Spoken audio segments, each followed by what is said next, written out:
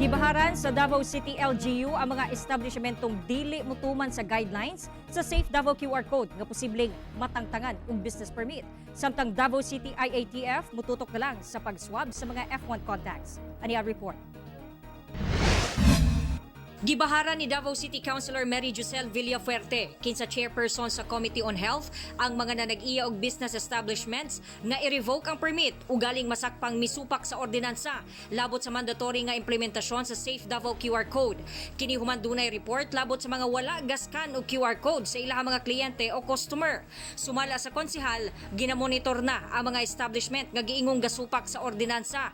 Gumikan usa kini sa mga rason sa padayong pagsaka sa COVID-19 cases sa tungod di dayon matrace ang close contact sa mga COVID-19 positive. First offense, okay lang, warning. No? Pero kung bumalik ka nitong mga nag-inspect sa business establishments led by Ma'am Lorna Mandin, ang second offense nimo, 5,000 na, then masuspend ng 30 days ang imong business permit.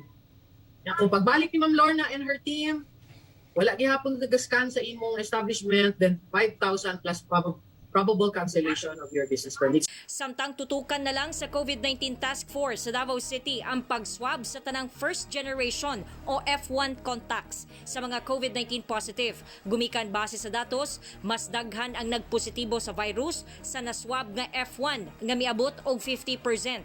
Itandi sa duha ngadto sa 3% lang ang magpositibo sa tanang naswab nga F2 ug F3 contacts. Ang suggestion ngayon ni Dr. Ashley Lopez, gawin nating 100% na maswab talaga lahat ng F1 kay dito taas ang nag-positive. So because na-spread out ang ating efforts, may tao ng F2, F3, swab po sila, nag-lessen yung effort natin na pangitaon ang F1. Diya nakita ng murag natay gap.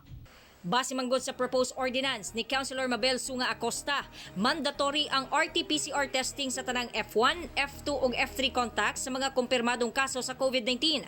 Apan gikonsidera sa Davao City IATF nga i-lift na ang mandatory swabbing sa F2 ug F3 human nga labihan kadaghan ang mudagsa sa mga swabbing centers nga mauna hinuoy mamahimong rason sa pagtinakdanay sa virus. Ako si John D. Esteban para sa One Mindanao.